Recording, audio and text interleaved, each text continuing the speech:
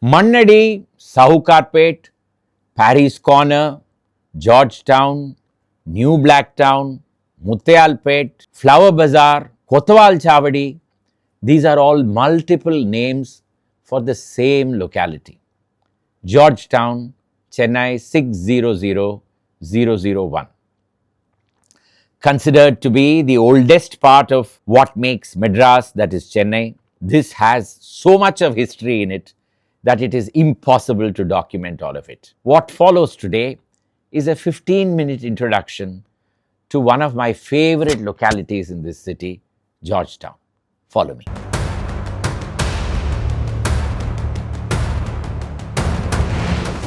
When the English came here in 1639 and began to live in Fort St. George, they needed the services of Indians, and therefore a village came up just on the northern side of Fort St. George.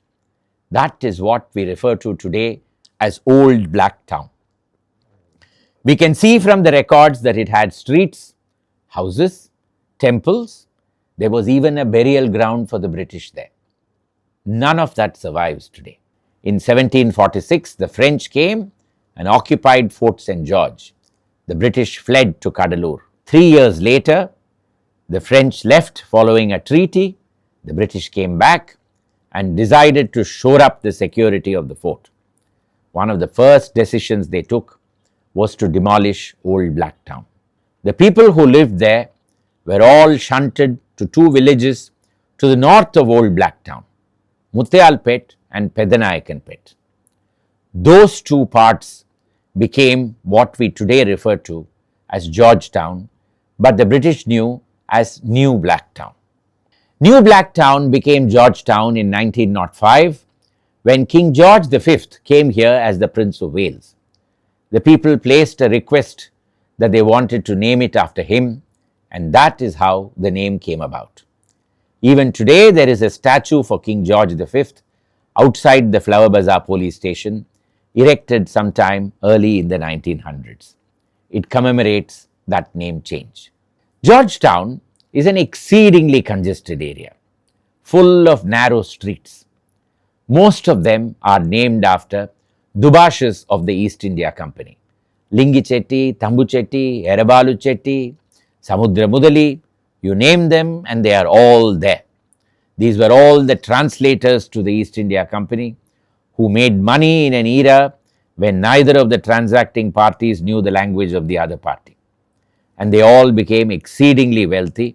They left behind their names in these localities. Many of them built temples as well. But there are certain temples that are even older. For instance, the Kalikambal temple in Armenian Street.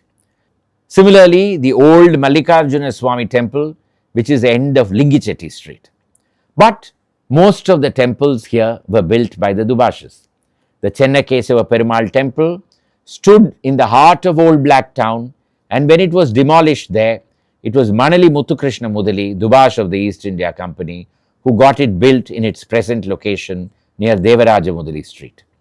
Attached to it is a Shiva temple, Chennamallishwara Swami temple. Similarly, there is what the British knew of as Lorraine's Pagoda, a temple built to Vishnu by Ketti Narayanan, one of the early Dubashas. Similarly, there is Krishnan Kovil, Ranganatha Swami Kovil, Arunachala Swami temple, Dharmaraja Draupadi Amman temple. You can keep counting, every street has got a temple or two in Georgetown. In the midst of Georgetown is a broad road known as Broadway, no prizes for guessing. And Broadway came up in the 1790s thanks to a lawyer who bought up a defunct gutter, converted it into real estate and made a profit. His name was Stephen Popham, and so it came to be known as Popham's Broadway. Today we know of it as Prakasam Salai, named after the freedom fighter Tanguturi Prakasam. Georgetown itself is like a rectangle, and on all four sides of it, it has got broad roads. On the eastern side, you have what is known as First Line Beach or Rajaji Salai. To the east of it, you have the harbour. One point of time, you had there what was known as the High Court Beach. Rajaji Salai has got the remnants of the great business houses of the British Raj. The very name Parry's Corner comes from Thomas Parry, who in the 1790s moved out of Fort St. George, purchased land here and built the headquarters of his company. That building no longer stands, but Parry and Company happily survives, now a part of the Murugappa Group. The headquarters is still located at Parry's Corner and is known as their house. Other great business houses had their head offices here, but sadly not one of them remains. Binney was in Armenian Street, and then you had Best and Company, Beardsell and Company, Gordon Woodruff, the Madras Mail. Nothing remains. But there are some stunningly beautiful buildings on First Line Beach. The GPO, which gives correctly the pin code because this is where the head post office for the whole city is. A stunningly beautiful creation of Robert Fellows Chisholm. And next to it, the State Bank of India building, the Harbour Police Station, all of them beautiful buildings. If you go to the northern end of Georgetown, you have what is known as Old Jail Road. That is because at one time there was a protective wall built all around the town. And on the northern side, the wall was also used as a prison. And that is how it came to have the name Old Jail Road. In Old Jail Road, or Ibrahim Sahib Road as it is now known, a part of the wall still survives. You can climb up to the top and there you see a beautiful park. This is known as Madi Punga, the elevated park. And it gives you an indication as to how broad the town wall would have been at one time. Walk further along Old Jail Road and you come to what is known as Stanley's Medical College and Hospital, named after a governor of Madras, Sir George Stanley, in the 1930s. But the history of the hospital is far older. It goes back to the 1790s when it began as the native infirmary. But if you ask the local people, they will refer to it only as Kanjitoti Hospital. Why Kanjitoti? In the 1800s, famines were a regular feature in Madras. Those days, gruel kitchens would be set up over here to dispense food to the public. Kanji would be given. And that is how the place came to be known as Kanjitoti. One of those facilities where Kanji was given was the Maniakar and Chowltree, which still stands next to the Stanley Hospital. And the road from there is known as Monigar's Chowltree Road, now abbreviated to MC Road. The western side of Georgetown has got what is known as Wall Tax Road. That is because a tax was levied on the people for which they protested, as they rightfully ought to have, and that tax was levied to build the wall. That is why the road was known as Wall Tax Road. Today it is known as V.O. Chidambaram Sale.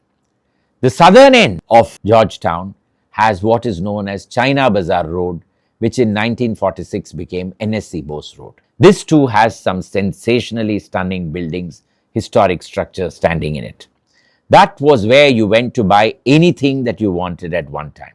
That is why the road still has many names: Flower Bazar, Mat Bazar, Rattan Bazar, Cane Bazar, China Bazar, and so on and so forth.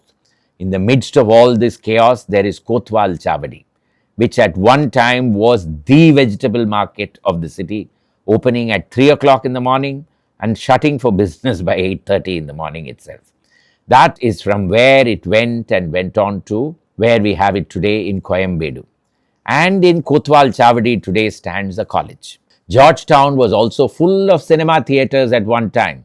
Select Talkies, Crown Talkies, the Prince of Wales Theatre, Kinema Central, Murugan Talkies, Broadway Theatre, National Theatre, Minerva. I think just one or two will be surviving even today. Georgetown has some interesting churches as well. The northern end of the Georgetown area, where you have got the Old Jail Road, you have a part known as Seven Wells. That is because water from Seven Wells was once supplied to Fort St. George from here. Even today, you have a metro water outlet in that particular location. History rarely ever lets go of Georgetown.